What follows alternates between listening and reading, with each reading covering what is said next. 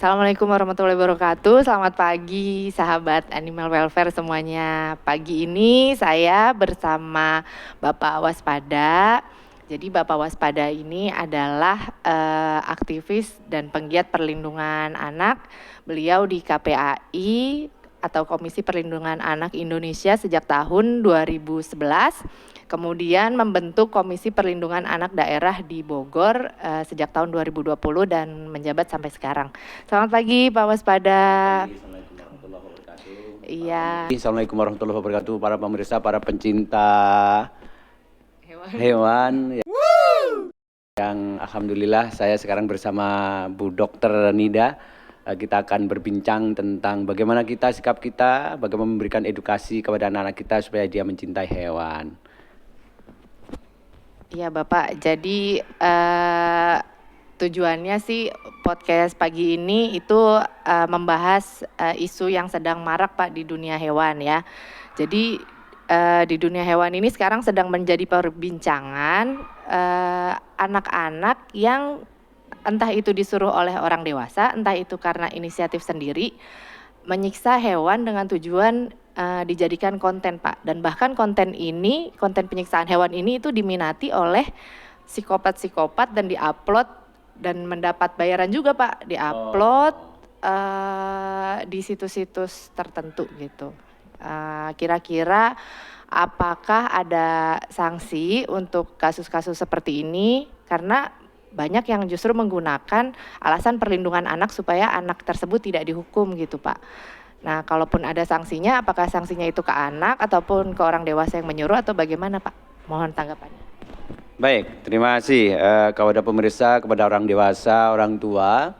Pertama adalah tugas kita sebagai warga negara Indonesia menurut pasal 20 Undang-Undang Perlindungan Anak itu dinyatakan bahwa negara, pemerintah daerah, masyarakat, keluarga, orang tua wajib memberikan perlindungan terhadap anak. Ini harus menjadi kesadaran dan komitmen kita bersama. Nah, kemudian bagaimana kaitannya tadi sekarang lagi marak terkait banyak konten-konten anak-anak kemudian dieksploitasi misalnya untuk menyiksa hewan, kucing, mungkin juga anjing, kemudian itu dijadikan konten TikTok, Instagram dan lain sebagainya. Kalau jadi seperti ini, siapa yang salah? Nah, tentu adalah orang dewasa. Baik itu orang tua atau siapapun yang kemudian mengajari anak untuk tidak mencintai hewan adalah sebuah kesalahan. Ya, apalagi kalau ada di situ terbukti ada nilai eksploitasi, apalagi tadi misalnya konten itu diupload kemudian mendapatkan penghasilan dari kegiatan itu, maka yang akan mendapatkan sanksi hukum adalah orang dewasa yang mengeksploitasi anak tadi. Ya, jadi bukan anaknya akan kena sanksi, anak kan tidak tahu. Jadi sekali lagi jangan sampai ada yang misalnya berlogika ini kan anak nanti tidak akan kena sanksi hukum. Kita akan cari siapa yang memerintah, siapa yang menyuruh. Nah, yang memerintah yang menyuruh itulah yang akan kena sanksi hukum, yaitu eksploitasi terhadap anak. Ya, oleh karena itu siapapun kita orang tua tidak boleh kemudian menjadikan anak alat sebagai media untuk bisa melakukan kekerasan, baik itu kepada siapapun, terhadap sesama anak juga tidak boleh. Apalagi juga misalnya, wah kan hewan Pak, termasuk. Karena mencintai lingkungan hidup, mencintai hewan itu adalah harus kita tanamkan kepada anak-anak kita sejak kecil. Supaya anak kita juga ramah lingkungan, anak kita juga ramah terhadap hewan. Apapun hewannya itu ya, karena wajib dilindungi oleh kita. Jadi tidak boleh kalau ada orang tua atau siapapun kemudian melakukan eksploitasi anak, menyiksa, apalagi psikopat tadi ya. Itu kalau mungkin sanksi hukumnya malah double. Pertama adalah dia eksploitasi anak, yang kedua adalah kena undang-undang IT. Nah, oleh karena itu harus hati-hati ya kepada kita semua, jangan sembarangan. Nah, ini pesan kita tentu wajib memberikan edukasi yang terbaik untuk anak-anak kita. Iya, baik, makasih Pak Waspada. Mungkin ada nggak kira-kira Pak, apa sih yang bisa kita lakukan nih supaya anak-anak di tingkat sekolah gitu bisa lebih mengenal apa ya, ilmu untuk menyayangi hewan gitulah istilahnya gitu Pak. Karena saya pernah baca-baca jurnal penelitian Pak. Gak tahu nih benar apa enggak, makanya saya nanya Bapak nih. Jadi di jurnal penelitian itu menyebutkan bahwa ada kaitannya perilaku suka menyiksa hewan dengan nantinya di kemudian hari ketika anak itu dewasa, dia bakal lebih cenderung mudah melakukan domestic violence atau kekerasan domestik gitu ya Pak. Silakan Pak tanggapannya. Baik, terima kasih. Yang pertama sebagai langkah preventif ya, pencegahan supaya anak-anak kita di segala usia tentunya ya, yang sering jadi eksploitasi kan anak-anak usia dini biasanya ya, balita yang seperti itu yang sering dieksploitasi atau anak-anak kecil anak SD. Pertama tadi harus berangkat dari keluarga. Kepada semua orang tua, mari kita didik anak-anak kita untuk menyayangi hewan, menyayangi lingkungan kita, termasuk juga kebersihan dan lain sebagainya. Yang kedua, mungkin di tingkat sekolah. Nah, siapa yang punya peran supaya anak didik kita mencintai lingkungan kita, termasuk mencintai hewan. Hewan apapun, ya ayam, ya kucing, baik ternak dan sebagainya. Kita tidak boleh menyiksa. Jika itu hewan itu dikira bahaya, ya jangan disiksa. Kalau memang harus disingkirkan, ya disingkirkan. Kalau kan agama kita juga mengajarkan tidak boleh menyiksa hewan. Jadi misalnya ya kalau bahaya matikan saja, jangan disiksa gitu kan. Kalau itu dinilai membahayakan.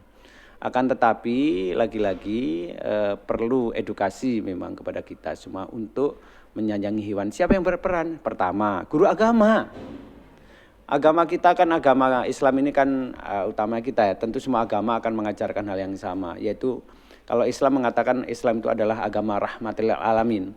Agama yang menjadi rahmat seluruh alam, termasuk di dalamnya hewan. Nah ini yang perlu kita tanamkan kepada anak-anak kita sejak dini.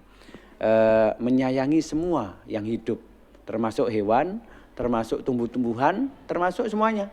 Ya, nah ini penting ini. Jadi guru agama, baik itu yang ada di lingkungan kita masing-masing, di sekolah, itu perlu menekankan itu. Ya, semua agama pasti akan memerintahkan umatnya untuk menyayangi lingkungan kita.